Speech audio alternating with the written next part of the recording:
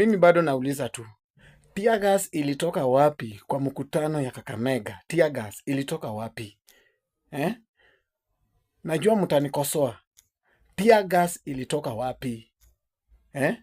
Na polisi hawakuwa kwa hiyo mkutano, walikuwa nje kabisa huko town, hawakuwa kwa mkutano. Lakini mnatudanganya hapa ati tear gas ilitoka wapi kwa hiyo mkutano yenu eh?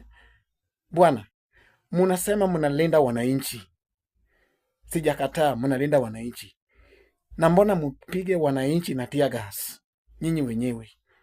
Mbona mupige wananchi innocent na tear gas kama mnawalinda?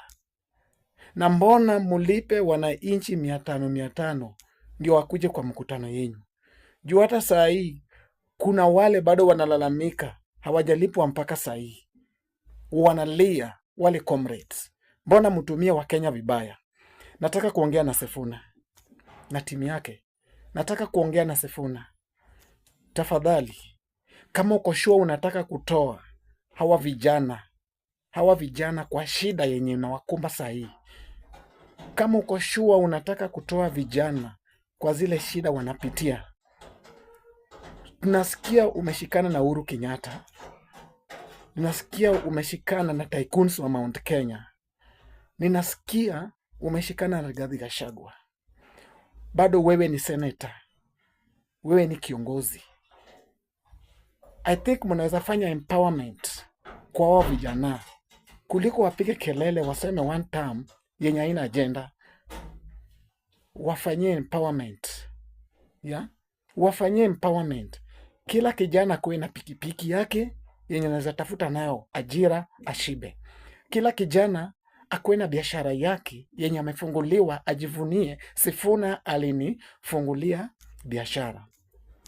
Kila mama wa mboga akuwe na biashara yake, kibanda yake ya mboga iongezeke na izidi mno. Hakuna haja mtuambie maneno mingi, maneno tamutamu na hamuna solution. Kama mnataka kusaidia vijana, leteni solution kuliko mkosoe Ruto. Ajenda kubwa ni Ruto, ajenda ya 3 ni Kasongo, ajenda ya 4 ni one term. Mtatupeleka wapi? Kwa hivyo sisi tumekomaa na tumechanuka, hatutadanganywa tena na haturudi nyuma Sisi kama vijana hatutarudi nyuma. Kuserve interest yenyu hatutawahi fanya. Mimi ni Garangde la Rupa la Rudhi, najua mahali nimetoka na najua mahali ninaenda. Kama uko na solution tuambie le kesho.